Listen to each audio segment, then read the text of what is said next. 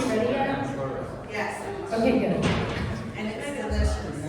I'm so glad. If you didn't get your cup, feel free to sneak out and grab a cup. We want you to enjoy it. All right, so welcome to 1 Million Cups. I'm Sarah Leslie, and I'm thrilled to be here with you this morning. We've got a great presenter. The mission of 1 Million Cups is to lower the barrier of access to education, resources, and connection for all types of new and aspiring entrepreneurs. So that really means anyone that's aspiring to be an entrepreneur and anyone who's under 5 years or a well-established business that has something new going on, you're welcome to present here. We would love to have you. I'm going to introduce the team. We've got Erica and Sean, who own Hatch. And then we've got Eric. Is he in here? Not yet. Eric, right here. And Beverly. Is Beverly in here? She's getting her coffee. Good, I'm so glad. Bill. We've got Bill right down here. Me, of course. Nick in the back. All right, so any of those folks, chat with them if you're interested in sharing or you know a new and aspiring entrepreneur that you would like to see present here and get access to this wide community. So we do the presentation first, which will be about 10 or 15 minutes, and then afterwards you get to ask questions. Anything you didn't hear from the presentation that you're interested in, or things that ideas maybe that came up for you, raise your hand, introduce yourself, and we'll bring a microphone over to you to be able to ask a question. Please only ask one question and speak really clearly into the microphone. All right. So before we get started, I'd love for you just to take 2 minutes to talk to someone who's right near you, get to know them, introduce yourself, and maybe ask them, what's the best thing that's happened to you so far this week?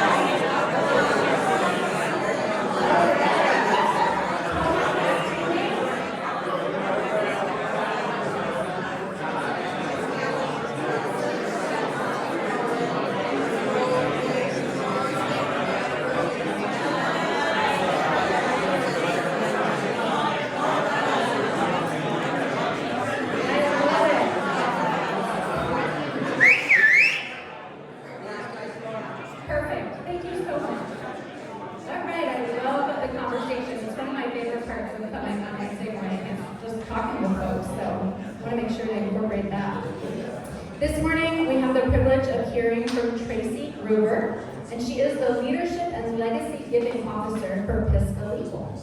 Tracey loves books and is always in at least one book club, if not more.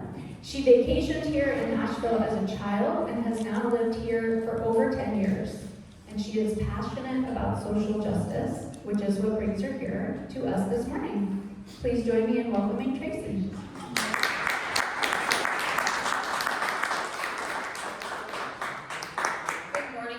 Thank you so much for having me here today. I am going to, I have to be up here? Okay. All right, so I'm going to start us off with a little bit of like interactive kind of stuff to begin with. I was a teacher for 10 years, so I am going to make you participate. So first of all, I want you to raise your hand just if you've ever heard of Pisgah Legal before. Awesome, almost every single person in the room. That's great. Okay, so now I want you to raise your hand again if you knew that somebody could call Pisgah Legal if they're having an issue with like domestic violence. If you knew that already. Okay, lots of people. That's one of our biggest programs. Now I want you to raise your hand if you knew that you could call Pisgah Legal if you're starting a nonprofit and you need help with the paperwork. Did you already know that? Not very many people do that. That is why I'm here today, is because Pisgah Legal Services has been around for a long time in Asheville, but they do a lot of things that people don't know about. And so I want to be able to share some of that information with you today. Okay, so here's my goals. Number one, I want you to know when you should call Pisgah Legal if you have a need for legal assistance. Then I want you to know when you should refer someone else to us. And I want to share with you why our work is so important, why it's critical in this region, and then how you can get involved if anything that I say today is interesting to you. And spoiler alert, it's not just donating money. So. All right, so Pisgah Legal has been in Asheville since 1978, so we are one of the oldest nonprofits in the area, and we do provide free civil legal aid to low-income folks. So if you commit a crime and you're a low-income person, you're entitled to free representation, right? Everybody knows that. You get a free public defender, right? If you have a civil issue, like domestic violence or like an eviction or anything like that, you do not get free representation. You have to go in without an attorney or you have to pay for one. Well, if you only make $20,000 a year, you're not going to be able to afford an attorney. So you're going to go in and represent yourself. So these are the people that we serve, the most vulnerable people in our region. They are, you have to be at or below 125% of the federal poverty line in order to qualify for our services. That's about $32,000 for a family of 3. I want you to think about that number for a second. That is not a lot of money if you live in Asheville. Also, the average income of our clients last year was $18,000 for the household income. So we are serving very, very low income folks. 75% of our clients are women. Some people just like to know kind of how that breakdown goes. But we are serving a lot of folks, like a lot of families with children. We serve veterans, we serve single parents. It really just depends. Lots of folks with disabilities. These are all of our programs. When I started at Pisgah Legal a year ago, I knew we did housing because I used to work at a nonprofit that referred people for housing issues a lot. I also knew that we did domestic violence and a couple other things like immigration. I did not know that we did all of these things. I had a lot to learn. So I'm just gonna highlight a few things that you may be interested in. So the community economic development, that's what I was talking about with the nonprofit paperwork. So if somebody's starting their own nonprofit, we can help them with that process. And Pisgah Legal has actually done that for 40 nonprofits in Asheville, including Vanna and Homeward Bound. Yeah, that's amazing, right? So one reason why I like to point that out is because I think a lot of folks kind of feel like nonprofits are always like competing with each other for funding, and that we don't really want to help other nonprofits because that could go against what we need. That's not how we feel at Pisgah Legal, and really I don't think any of the nonprofits in Asheville feel that way. We all work together. We know that there are plenty of resources out there, and we want to help each other out. So that's one way that Pisgah Legal has done that. Another thing that you might be interested in, expunction and driver's license restoration. If you are a business owner and you want to hire someone to work for you, and they don't have their driver's license, and that's an issue for you, you can't, maybe that's a barrier for you. You can't hire them because they don't have their license. They lost it 5 years ago or 10 years ago or whatever, because they couldn't afford to pay the fine, and then they got, they didn't show up for court because they had to be at work, or Maybe they lost their license and then they continued driving because they needed to get to work, and then they got pulled over again, and then they got another fine. All of those things can really, really add up for somebody who's low income. We can help people get their license back. One way that we do that is our attorney, Ed Tree, he will help the individual. We can connect them with organizations that have money that can help pay back those fines, and then Ed can represent them in court and try to negotiate with the judge to get their license back.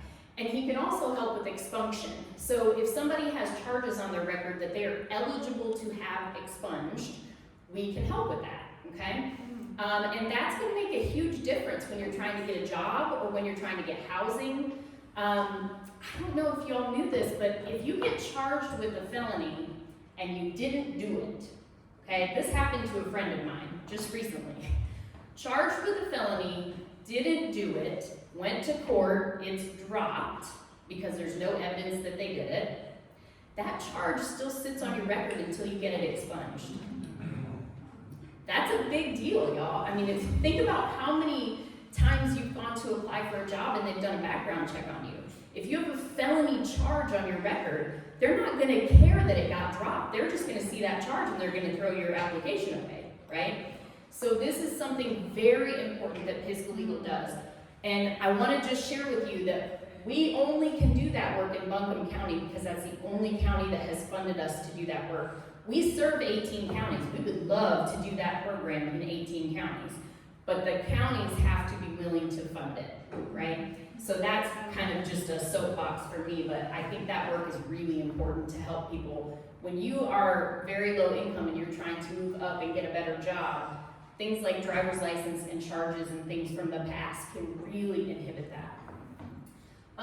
Okay, so we do homeless prevention. We're doing a lot of eviction work right now because of the hurricane, unfortunately. Oh, I also wanted to mention that for business owners in the room, if you're a small business and you can't afford to give your employees benefits, right? I know that's very expensive. You can send them to Pisgah Legal, and we have volunteers who help people to navigate the ACA healthcare system and the Medicaid system. So if you've ever tried to sign up for ACA healthcare before, you know that it's pretty confusing and it's pretty overwhelming when you're looking at these plans that have these enormous premiums, enormous deductibles, and you're like, well, what do I do? Like, do I take a $5,000 deductible? Do I take a $5,000 premium? Like, it can be pretty overwhelming, but we have volunteers who can help with that, and they're trained in all of those programs. And then we also do low-income tax preparation along with that ACA healthcare. So the reason we started doing that is because if you are very low income, you're probably not gonna file taxes because you don't have to, right? Who wants to do their taxes? If they say you don't have to do them, I would be like, yes, I will skip that. So, but we found out that all these low-income folks who don't do taxes are missing out on tax credits that would put money back in their pockets. So particularly during the pandemic, if, let's say, you know, I make under the minimum, so I'm not filing my taxes, but I have a couple of kids at home, that means during the pandemic, I didn't get any of my stimulus money for me or my kids. That's thousands of dollars that they missed out on. So we are able to, with our volunteers, help people go back and retroactively file those taxes, get all of those tax credits and get that money back. So for somebody who maybe makes, you know, $15,000 a year, if they can get back $5,000, that's life-changing money, right? And so it can allow them to put down payment on a car, move into better housing, whatever. So that's one reason why we do that work. This just shows you where we serve. All 18 counties in Western North Carolina. Everywhere there's a dot, there's a physical location for Pisgah Legal. So we are all over the region. Okay, so why this work matters. One thing I just wanted to talk about is that we are an anti-poverty organization. At our core, the work that we do helps people to move out of the cycle of poverty. A lot of our criminal justice system is kind of designed to impact low-income folks the most, right? right? They can't afford the representation that they need to have a good outcome in the courtroom, so it impacts them worse than someone who has more money. If I get a speeding ticket today, I have the money to pay that ticket. It's not gonna affect me other than it's probably gonna, raise my insurance premiums a little bit. But it's not gonna impact my day-to-day life. If I make $10 an hour, I may not be able to afford that speeding ticket, and that is going to follow me and haunt me and continue to have negative consequences. So just, that's kind of how that works. I wanted to mention that we have holistic services.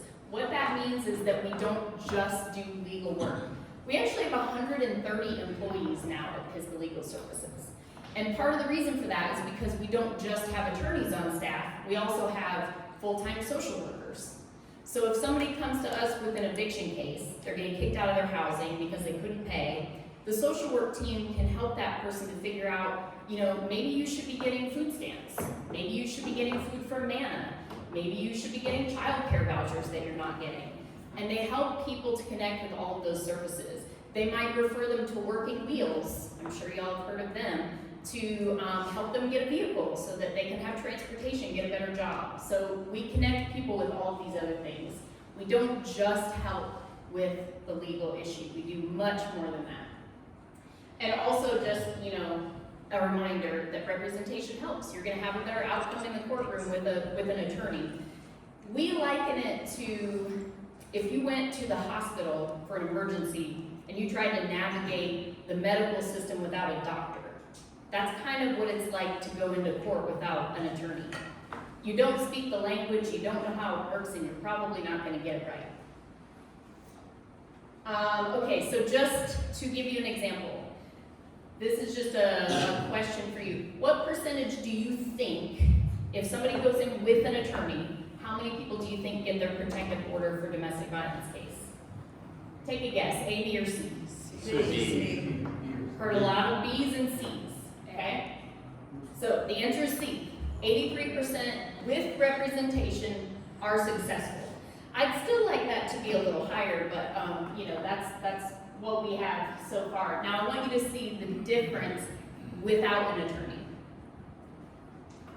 So 32% are successful at getting that protective order. Can you imagine being a person who's fleeing an abuser and you need a protective order and you can't afford an attorney and you're only 32% likely to be successful when you go to court?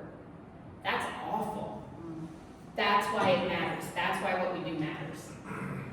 Okay, so I'm just going to tell you a few things about how you can support Pisgah Legal if this was at all impactful for you. We will always, down here, we will always take your money. If you want to write a check, I'll take it today. You can scan this right here and make a donation if you want to. But there's a lot of other things you can do. So first of all, share this information. Anybody that you know who doesn't know about Pisgah Legal, tell them what you learned today. Just mention the name to somebody. You can help me find an audience. I do presentations like this all the time. I did like 12 of them last year. I will talk to anybody, anybody. Church groups, civic groups, professional groups. I was just at EGA a couple of weeks ago. The executive group of Asheville. I don't know. It was a whole bunch of really professional people in suits, and I was like, great. I would love to talk to you. You can follow and share on social media. Anytime that you do that, it just helps to get us in front of more people, and that's really important for us. You can host a gathering. Some people do this at their house, and they call it a porch party, which I think is just the cutest thing. But we just invite people, invite your friends, invite your neighbors, and we will talk about what we do. We'll even bring our executive director, Jackie Kiger, and she can answer questions for people. But it just helps to get us in front of more folks. And you can attend our events. We have one coming up on March 13th called the Justice Matters Tour. That is just an information session about Pisgah Legal, but it's a full hour. So I've only talked to you for 15 minutes today. This would be a full hour to learn more about our programs. It's free to come, and you get lunch. So, you know, come if you want, invite a friend. And then also volunteering. I mentioned the tax preparation and the ACA enrollment. Those things are all done by volunteers. So if that's something that you would like to help with, we always have volunteer roles available. And we need attorneys to volunteer for us too.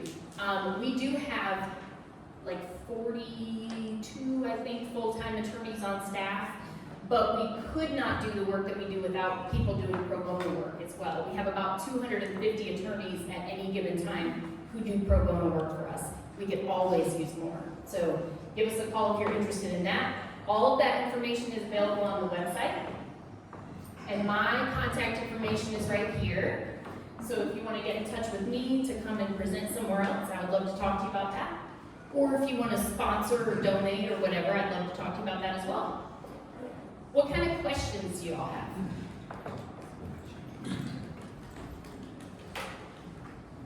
Questions?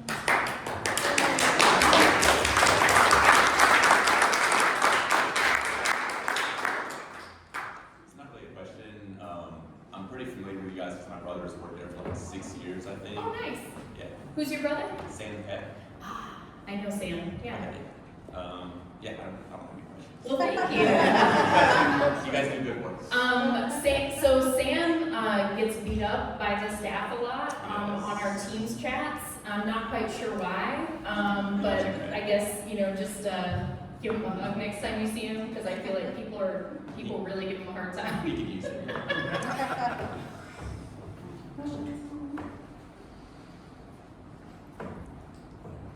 Hi, good morning.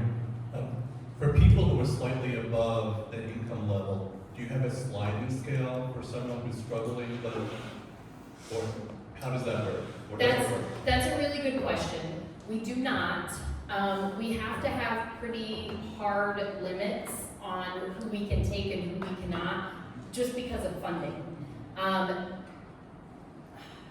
There's statistics about, it's basically like, for every legal aid attorney, like what we do in North Carolina, there are about 8,000 people who are eligible for their services for every one, 8,000 to 1. For private attorneys, it's like 300 to 1. You know, I mean, it's just like the number of people who need our services is so huge that we have to have a hard cutoff. What we will do is refer people to attorneys that we know, and some of those attorneys that we refer to are sometimes willing to do things discounted or pro bono if they know that the person is just in a particularly bad space. Maybe they are really close to that cutoff. So we do what we can, but we just can't do everything, unfortunately. Hello, Tracey. My name is Peter. How can we help you get support from the adjacent counties? You said only Oakland County is funding this. Oh, that's a great question. Thank you, Peter. I mean, I think particularly if you live in one of those other counties, you could go to county commission meetings and you know, put in your public comment. If you live in one of those counties and you know people in those counties, talking about this work is really important. Inviting our staff to come and talk about this work would be really great. Ed Treat is the attorney who does the driver's license restoration. He is very, very dynamic and just, I mean, he really believes in what he does. And I think if we could get him in front of some county commissioners in other counties, he might be able to convince them that we really need that funding. But it's really gaining access to those rooms because, you know, as many of you know, it's not easy to get people to listen when you have those kind of needs. So sometimes you really just need that foot in the door with somebody who has some decision-making power.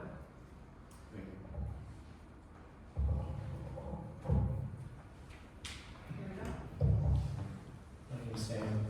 Hey, Sam. So my question is this: if we're lifting people out of poverty, what are we doing I'm really a trades advocate. Mhm. I want to get workforce development and all that. How does your association or Pisgah Legal help with that? Is there a gap between people that come in that want to get lifted out of that? Mhm. What is the gap there? How do you get somebody that really wants a job? Mhm. What are the problems and what are the solutions that you provide? So I think we try to focus on whatever is in our purview that we can help in as far as the problems go. There are some issues that, we won't be able to fix, but we can focus on the legal issues that are putting barriers in front of them. Once we have those legal issues addressed, then we can try to connect them to other organizations to address the other issues that they may be having. For example, sending somebody to On Track, right, another nonprofit here in Buncombe County, to get help with financial planning. Maybe, we've helped them get through the legal issues that they have, but maybe another issue that they have is that they just don't understand how to do money, how to do a budget, and so they're constantly kind of in that financial kind of crisis.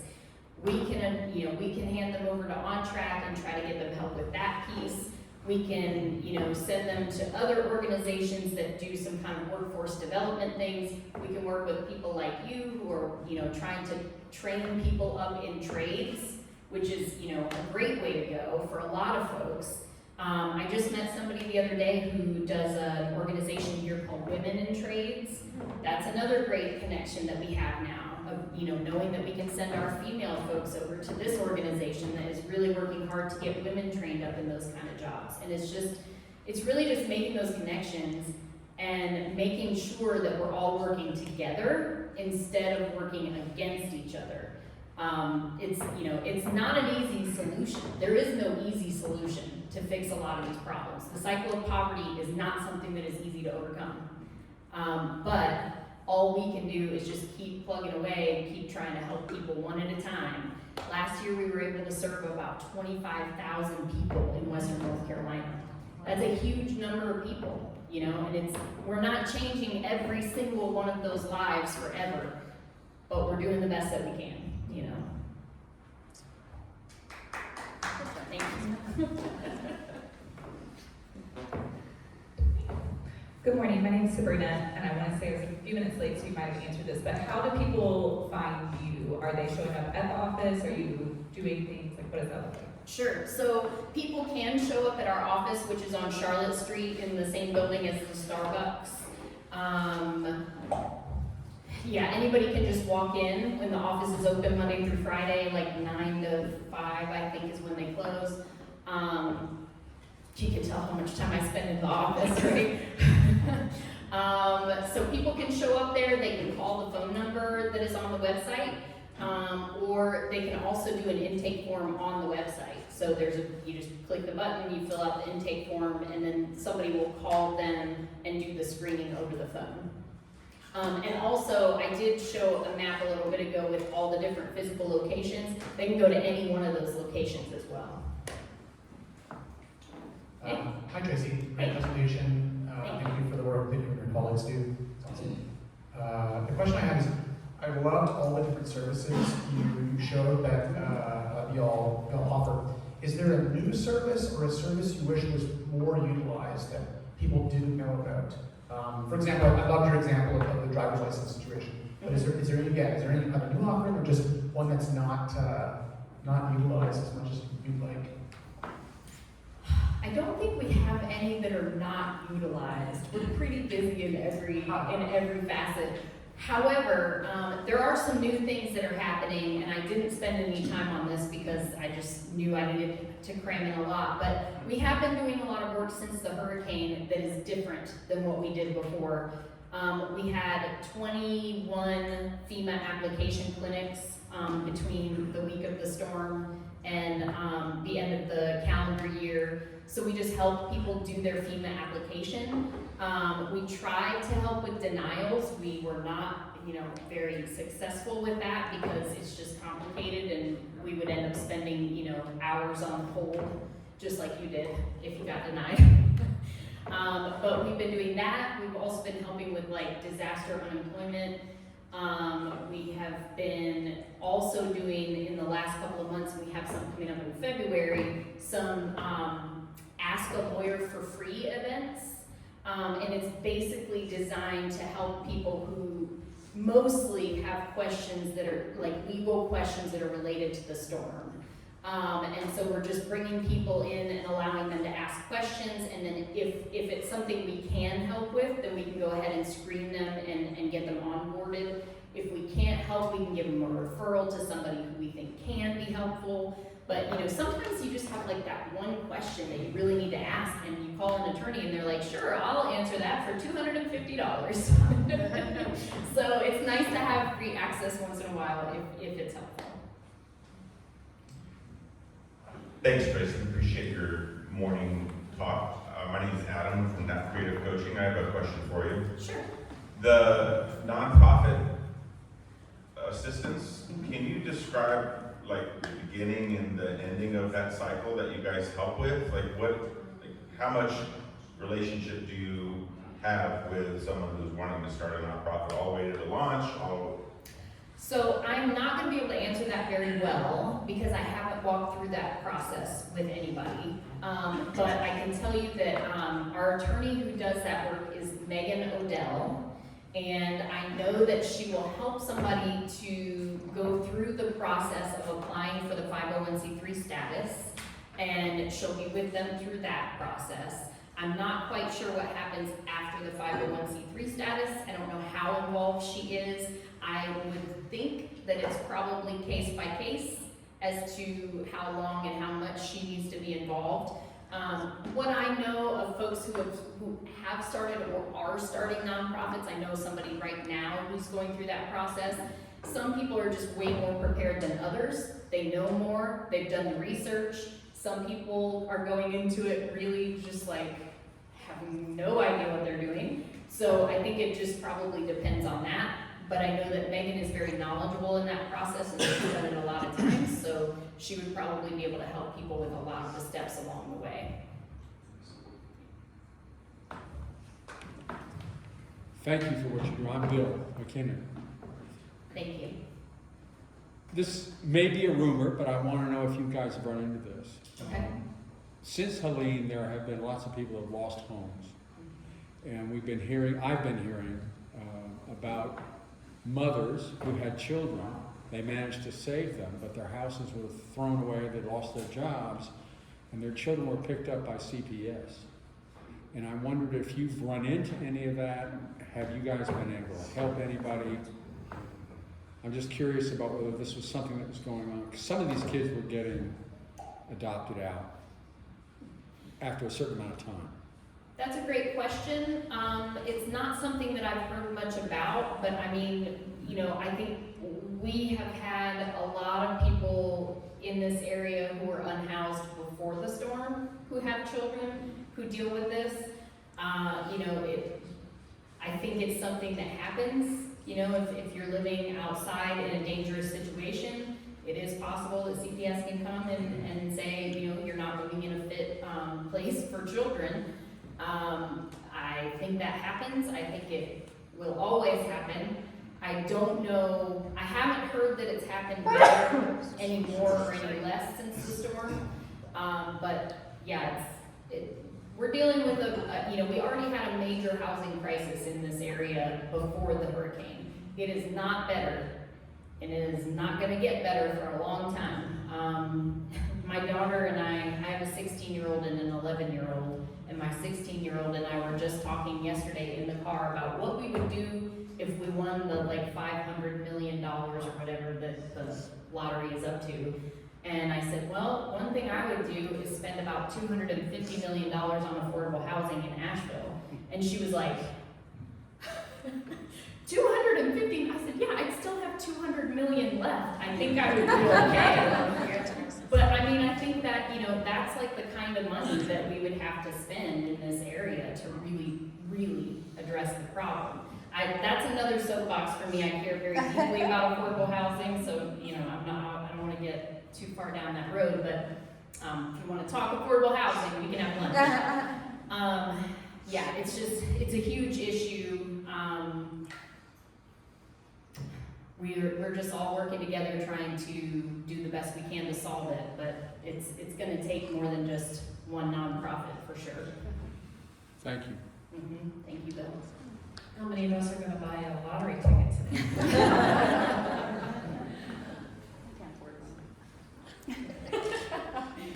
Any other questions? Okay, thank you very much, Tracey.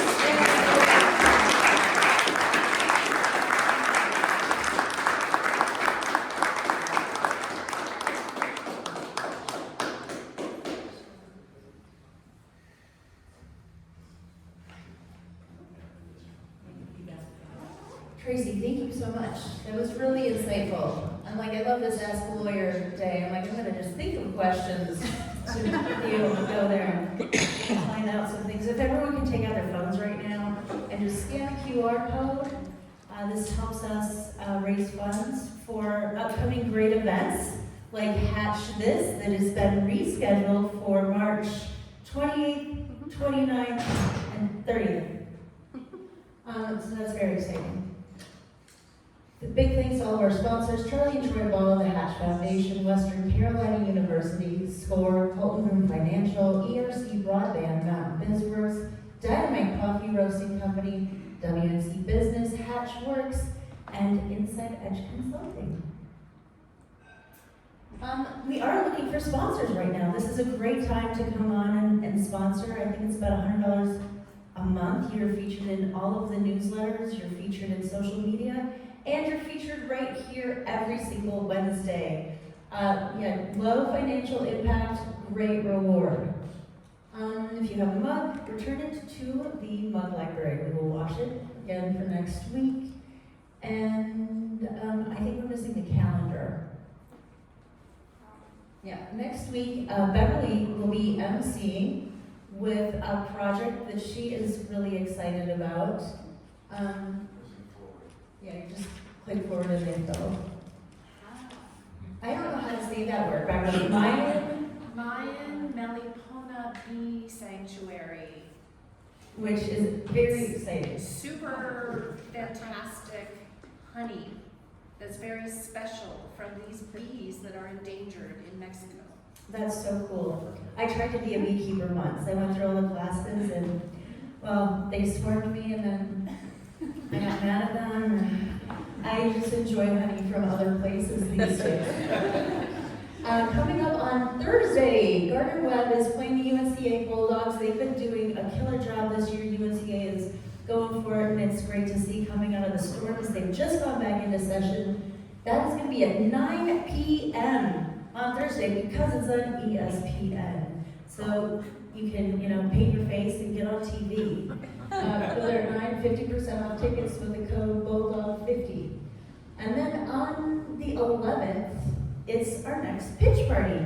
That'll be happening right here, but it'll be actually probably happening right over there because next week we should be in the new event space. So fingers crossed, exciting times. And last but not least, there's also the ASO piano recital with Martina Filajak. And that is at the First Baptist Church at 7 p.m. Also on Tuesday next week. So you can come pitch party, free pizza, beer, have a fun pitch, and then go bathe in sound. All right. Thank you guys so much for coming. We'll see you again here next week for the Bee Project. And